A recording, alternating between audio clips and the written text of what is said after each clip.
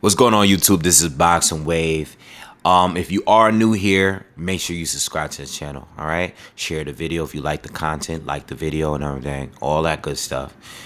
We just got off live, and first of all, I just want to again thank you. Can't thank you guys enough. Anyone that supports the channel, whether you like a video, share the video, donate to the channel, all of that is good. I appreciate all of that stuff. Thank you.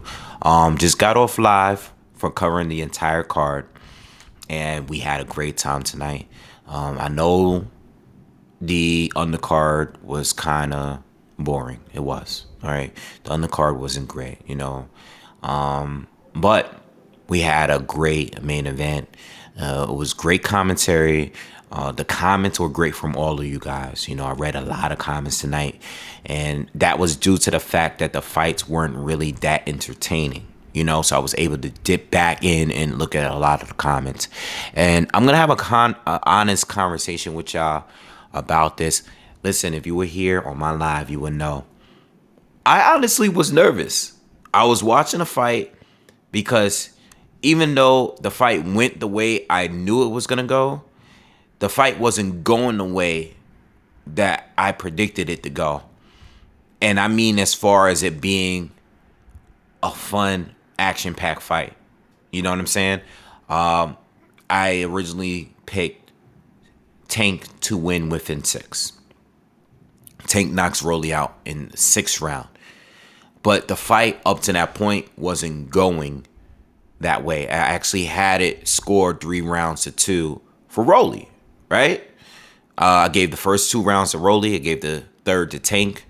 I think I gave the 4th round to Rolly, which was a very debatable round. I think that was the most debatable round of all rounds.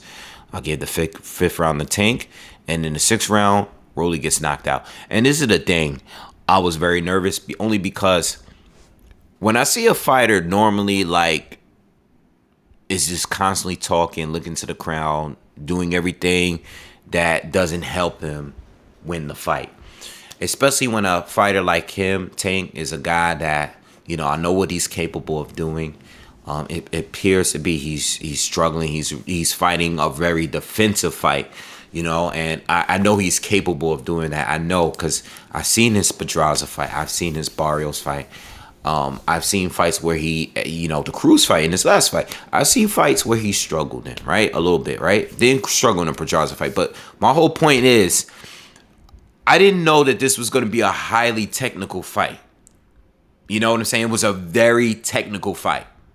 And I wasn't expecting that. I was expecting fireworks, like they said. I was expecting some dirty tactics. I was expecting some exchange and some brawls. You know what I'm saying? I was expecting things that we didn't get. It was a very highly technical fight because I've never seen Rolly fight like that. And this is the one thing about doing prediction videos where this is what I mean about fighters stepping up when it comes to certain opponents. When you get in a ring with a certain fighter, you step it up and you take it to a different level. This is not the Jackson Marinas fight that we all think, what's his name? Rolly lost. It's not that fight. This guy is stepping it up. He's just not coming in straightforward, just fighting recklessly. This is not the street fight brawler slugger that I saw in previous fights with Rolly. Yes, he displayed strength. Yes, he displayed power, but he displayed patience in this fight. I've never seen him do it before. Not like that. Because he was aware of who he was facing. But Tank was also aware of who he was facing. And I wasn't expecting that from Tank. If you guys see my prediction video, yes, I did say that I felt like Rolly was still working on some things. I thought it was too soon for him to fight like a guy like Tank. It's just too much of an upgrade. And even though he displayed a lot of skills, I like what he was doing. I like the straight right hand, the timing on the right hands. He kind of knew when to throw it. He knew when to throw it to the body. All right. He had that good left hook. It was things I like the probing. I really like the probing, the feinting. You know what I'm saying? I liked his patience And I like the fight that I like the fact that he fought a very mature fight. So I like what he was doing. But there was that one moment in the 6th round where he got a little too confident because he was making a fight, and I think he lost the that that that mindset. Is like, listen, you're in there with Tank at the end of the day, so whatever you're doing, you gotta be smart. You gotta fight smart. People get on Shakur Stevenson all the time because they feel that he's boring. He doesn't have the power and whatever. But regardless, even if he's dominant, he's still fighting cautious. I was just saying about Erislanne Lara and Spike O'Sullivan. He's winning the fight clearly. He's hurting the guy at will. He's a better boxer. He's quicker. He's stronger. He's winning in every way possible. Even on the inside at times he's winning. But he's still being defensive. And there was that one moment where Rolly got a little too greedy. Tank was on the ropes, and he felt like he had Tank trapped in corner, where Tank was just setting a trap.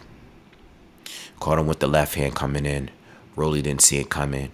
Rolly went down. His eyes, everything was off. He was off. He was off. It looked bad. I know I was laughing on camera only because, this was one of those fights. I just wanted to have a good time. I just wanted to sit back and not be the YouTube guy. I just want to have a good time and laugh and have a good time watching a fight, because this is not a fight that I took serious from jump. And, I'm glad Rolly's okay. He prepared a lot for the fight, and I give him credit. I would never do what he's doing. I give him credit because he showed me that he has real boxing ability. You know what I'm saying? He knows how to really box. So even in that defeat, I know that. But he caught one. He caught one. And it looked crazy. And you know what? When he got back up, the stoppage was legit. Because when they showed that replay, he was still on unsteady legs. When he left the ring without his team, like with just his pops, he was walking back to his dressing room, still unsteady. All right? He wasn't good. He wasn't good.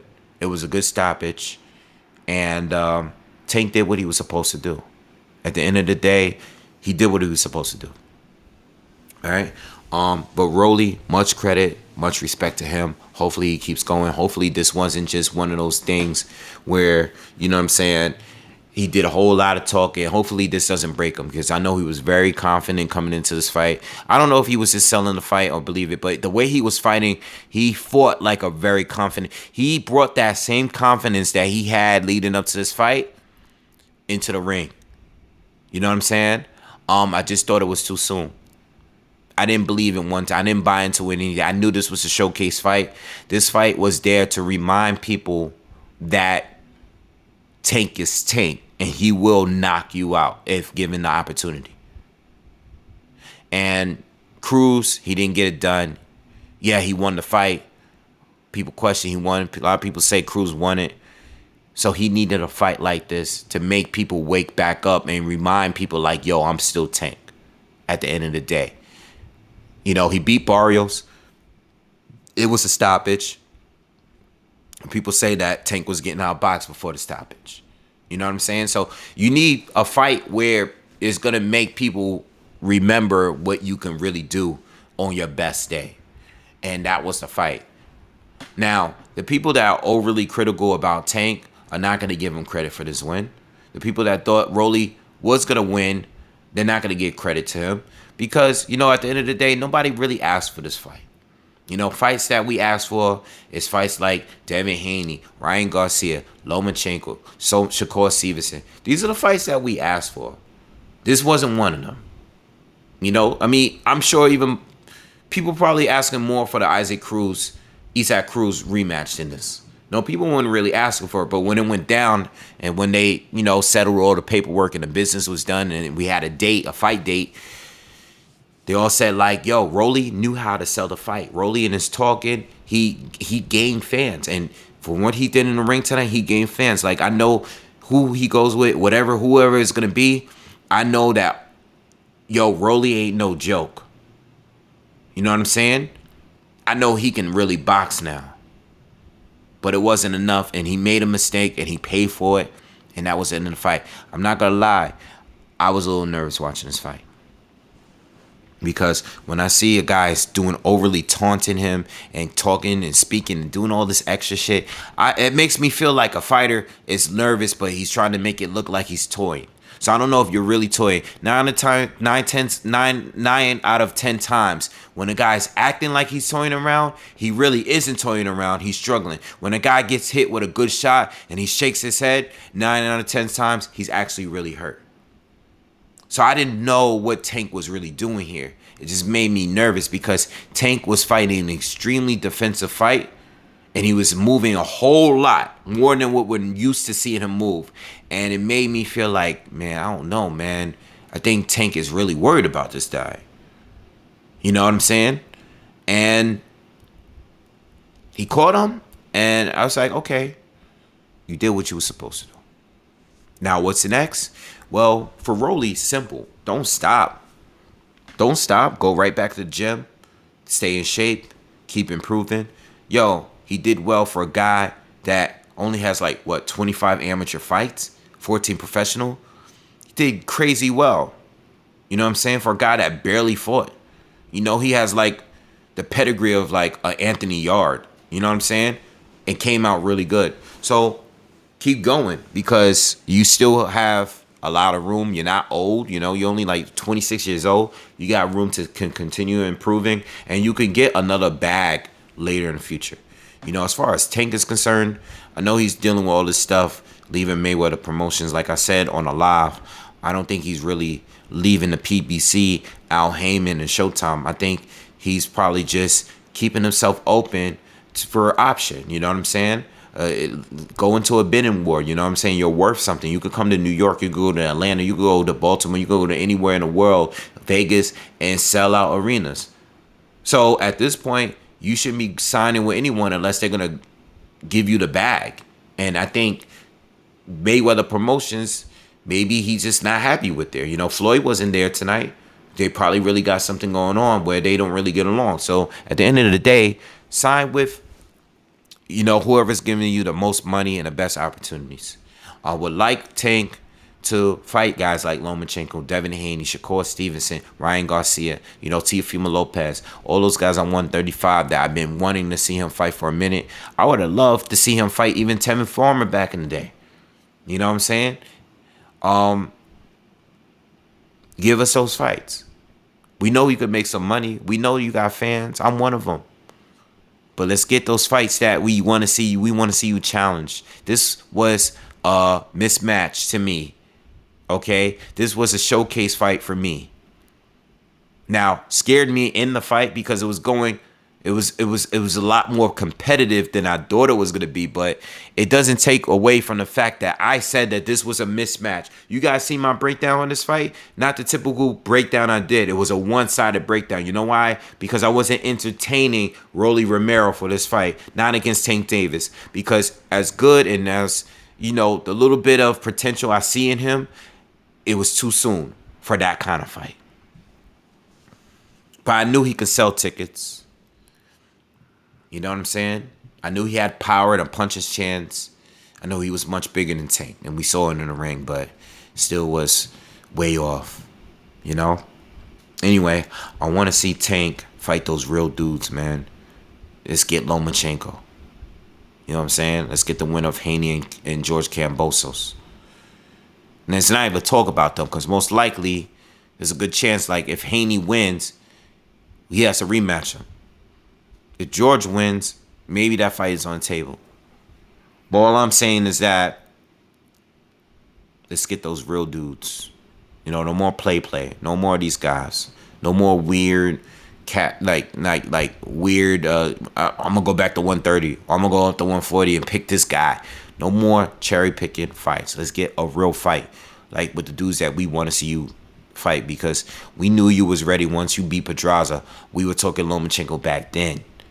And I thought it was 50-50 back then. And we still didn't get it. You know what I'm saying? So anyway, I just want to see the best fights. That's all. But yo, I think I said everything I needed to say. As far as the fight, Very like it wasn't a lot of punches thrown. It was just more like a straight chess match between the two, and both of them were fighting as if they just was worried about making one mistake, you know. And Rolly made the first mistake, and he paid for it, and he damn near went to sleep. You know what I'm saying? So anyway, it was good. It was good. It was good. Fun fight. Again, thank you for everyone that supported to me. I'm gonna get some sleep, man. I'm tired, man.